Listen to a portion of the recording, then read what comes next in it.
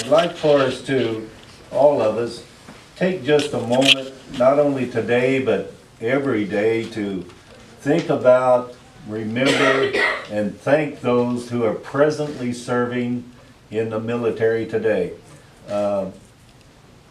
They deserve our greatest gratitude, so let's do that first and foremost. And then I'd like to say that I'm very happy, very proud to be here representing the Vietnam veterans. How many Vietnam veterans do we have in our audience here today? We have several, okay? Welcome home, gentlemen. I want to say that I am, number one, very happy to be representing the Vietnam veterans. I am very proud to be a veteran, very proud to be a Vietnam veteran, and I'm very proud of the service that I rendered our country, okay? That's the first thing I want to say. And then secondly, I want to point out that there's absolutely nothing, zero, that is glamorous about war, okay? I think we can all realize that and accept it, but nothing is glamorous about war. To give you a little background on me, I served 3 years in the Army. I was drafted on Valentine's Day of 1966, February 14th, so I always kind of refer to myself as Uncle Sam's little Valentine, okay? I was 19 years of age. The first year I was in basic training, advanced individual training as a combat engineer, and then I was offered to be sent to officer candidate school, which I accepted, so I went to Fort Belvoir, Virginia to engineer officer candidate school, and I graduated from that on February 16th of 1967. The next year of my Army life, I spent at Fort Leonard Wood in the 5th Combat Engineer Battalion down there. And we did the things that Army engineers do in training. We built some bridges, built some roads, Bailey bridges, timber bridges, laid some minefields, stuff like that. So that's the things that engineers do. So I was in training for another year down there. Then my third year, from February of 68 till February of 69, I was in Vietnam. I was assigned to the 34th Engineer Battalion.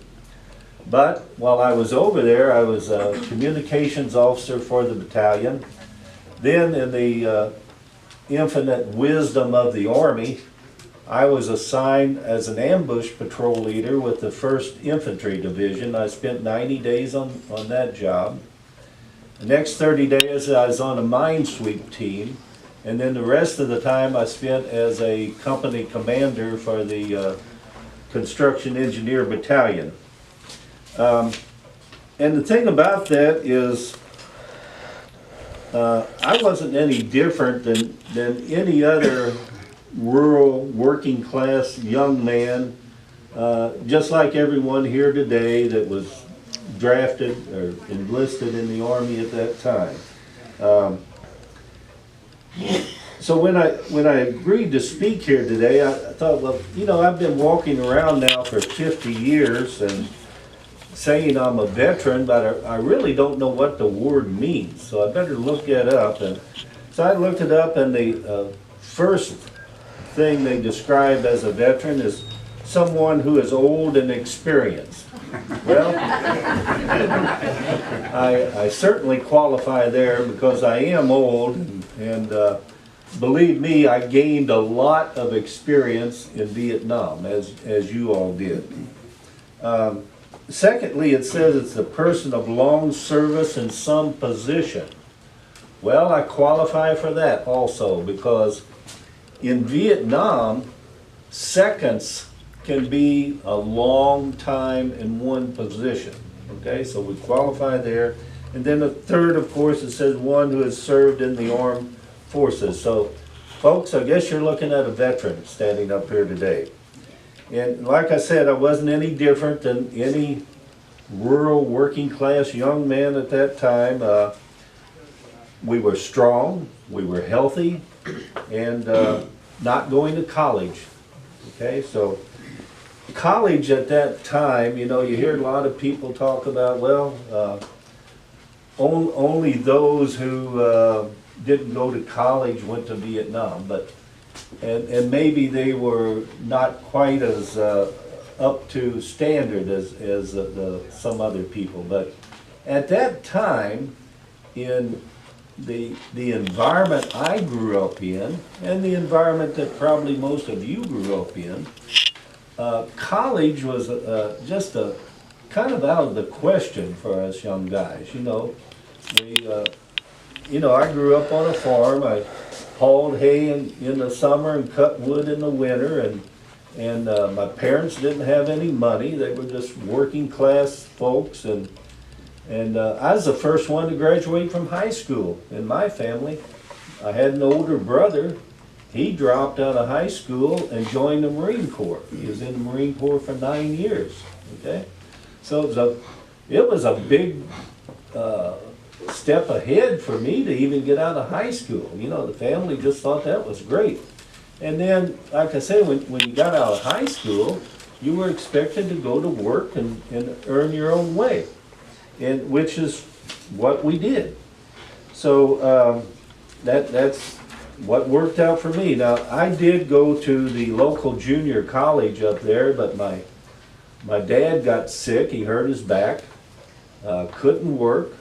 So I dropped out of school and got me a job, and I'd take that paycheck home and give it to my mother so we could eat, you know. So, but that didn't last long. Back at that time, there was a thing called the draft. Now, I imagine most of the people here today know what that is, but we have an all volunteer armed forces now, which is wonderful. But back at that time period when we all were around, well, they had that thing called the draft. So if the military needed some fighting men, all they'd do is send you a letter in the mail and say you have been selected. So, and what a better pool of young men than these teenage boys, okay, which is what we were, you know, just teenage boys. Well, in my family, there was 4 boys, okay? I had an older brother, like I said, that was in the Marine Corps, spent 9 years there. He was in Vietnam either 2 or 3 times, I don't remember which, but he was back there when it wasn't even popular. He was in Vietnam. He died about 4 years ago, and he passed away with complications of diabetes, which is probably a result of Agent Orange from Vietnam. I don't know, but and the other 3 of us were drafted. And I'd like to point out I got 2 of my brothers here today too, Ted and John, sitting here in the audience with me. They're the good looking ones. You know, actually at that time too, once again in the environment we grew up in, we thought nothing of being drafted, okay? Our father had been drafted into World War II. He spent 4 years in the military in Europe. He was in the Army Air Corps. We had an uncle that was drafted for the Korean War. He spent time over there. So we more or less just thought it was a natural thing when we grew up to get drafted and serve in the military. And probably had it not been for the draft, I wouldn't have volunteered, really, myself. You know, I had a job. That's what I wanted to do, but boom, get this letter in the mail and you go. And actually the boys from rural Missouri were a real bonus for the military. Every one of us could shoot a squirrel in the head with a .22 rifle, so they didn't have to teach us how to shoot or anything like that. So excellent physical shape and used to working, and pretty darn easy to train. So they got a bonus with us. And then I often think what a very unique person And I'll apply this to all veterans, of course, but what a unique person a veteran is. And I don't know if anyone else have ever thought about this, but the military would take this young man, whether he was drafted or enlisted voluntarily, and I'll use myself as an example, you know, this young, timid, shy young man, and they draft him into the Army, and all your life, you know, in my case, a short 19 years, I'd been taught by my parents what was right, what was wrong, taught to be God-fearing, taught to respect my elders, and taught to respect people that were in authority. And they take you into the service, and within 6 months, they teach you to be a killer, okay? And so within 6 months, you could, you would, and you were expected to kill people, okay? Now think about that, folks. And that's pretty darn astonishing. Then, when the military is through with you, and I'm not complaining about this, don't get me wrong, but when they're through with you, all they do is give you a plane ticket and say, well, go home, see you later. They don't train you not to do what you've been doing. They just return you to normal society and say, hey, make it best you can, okay?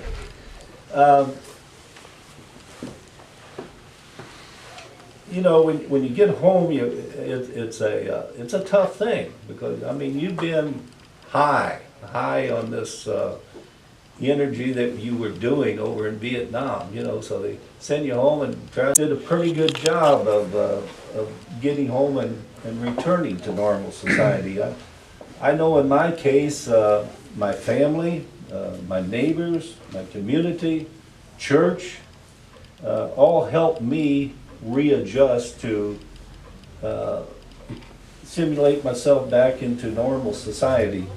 But a lot of people didn't have that assistance. They just had to figure it out on their own. And now I had a little bit longer, but you know, between the time I was drafted and went to Vietnam, I had a couple years.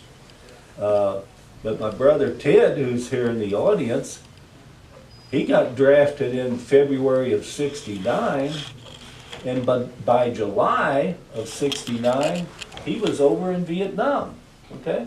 So here again, they take this quiet, shy, timid, nice young little guy, and within 6 months, he's over there killing people or being subject to that, okay?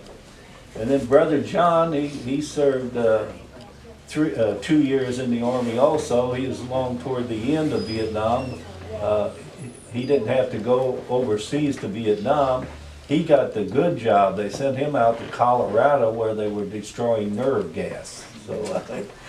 So wasn't quite so pleasant either. But I guess the point I'm trying to make is that there were sacrifices made.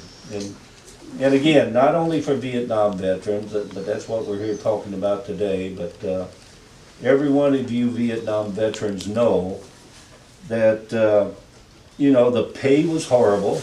I think when I started out in when I was drafted as a private, $78 a month, okay? A lot of you World War II veterans, I remember my father talking about he got paid $21 a month, okay?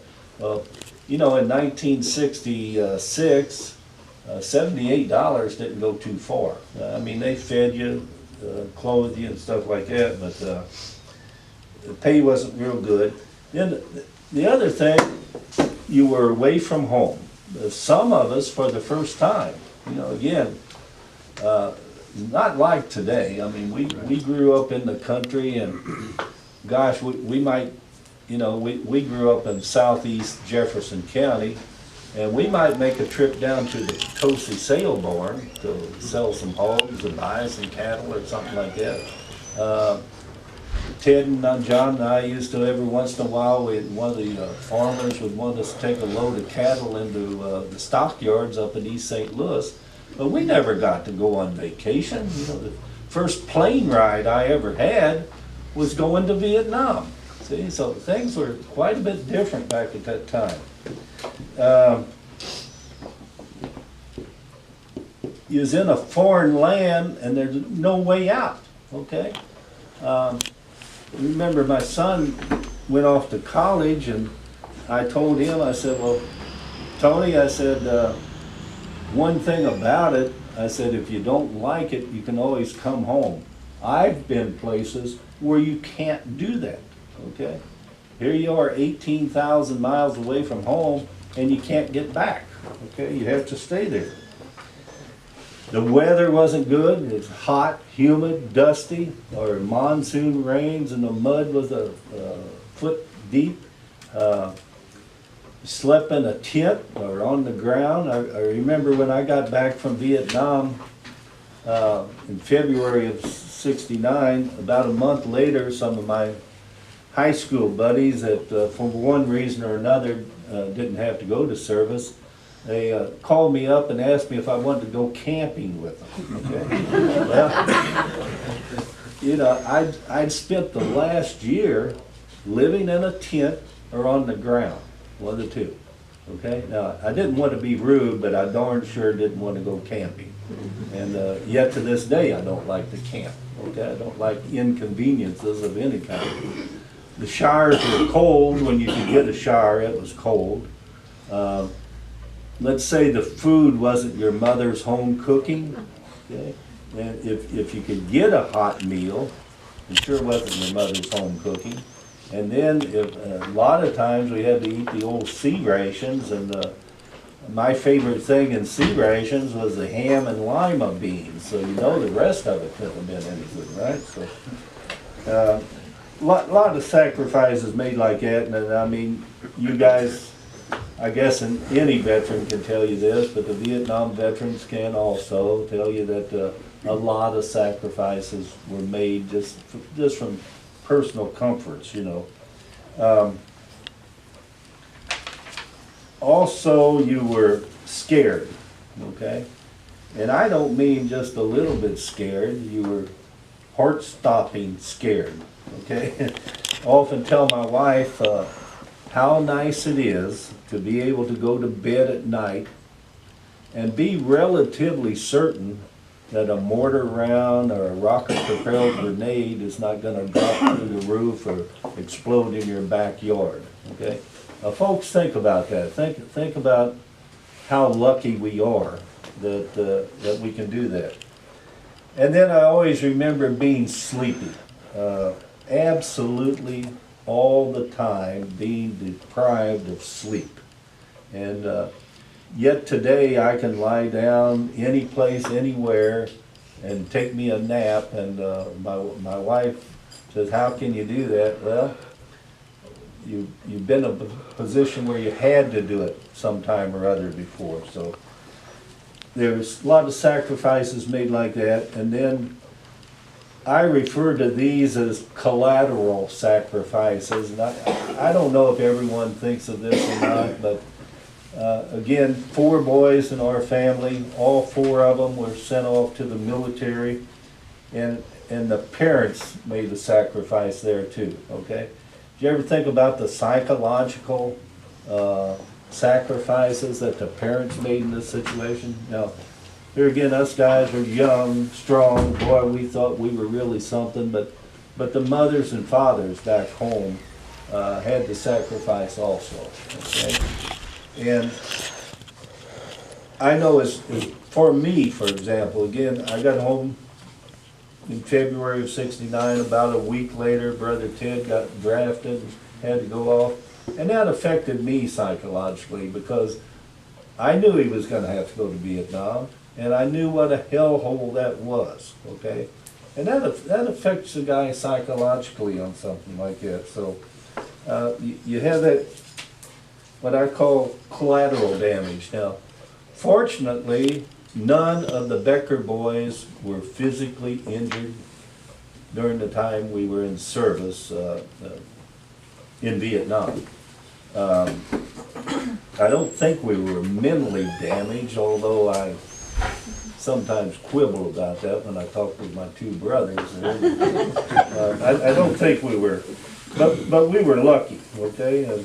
We were lucky to return, get back here alive and everything like that. And but there's still many people that are still suffering from the results of their military service. Okay? I don't know if you read the numbers or not, but there 58,318 were not as lucky as us and lost their lives in Vietnam. Now, folks, think about that number. There's about 25,000 people presently living in Washington County. So over twice the number of people living in Washington County right today lost their lives while in Vietnam. That's a staggering number, I think, you know. And there's about twice as many people, well, there's 153,303 injured bad enough to be hospitalized in Vietnam, and you had to be injured pretty badly to get to go to the hospital. Another 150,000 were 332 were injured but not hospitalized. Currently, there's 1,602 still missing in action. Doug just read one that's missing in action from Washington County. So, presumed dead, but missing in action. 1,413 of those killed in Vietnam were from Missouri. Okay, that's a staggering number. And we can read these numbers, but I don't know how many in our general population realize that these are real people with real names, you know. Like our gathering here today, it's kind of like church. The people that need it the most aren't here, you know. So, but these are real people with real names, and we should all think about that. So, in closing, as a veteran and as a Vietnam veteran, and I think I can speak for most veterans, we don't expect any special treatment of any kind. I know in my mind that when called upon to serve my country, I did so to the best of my ability, and I did so with honor. And I think all the other veterans here today have done the same thing, okay? When called upon, we've done it to the best of our ability, and we've done it with honor. And I'm proud of that, and all of you should be proud of that. And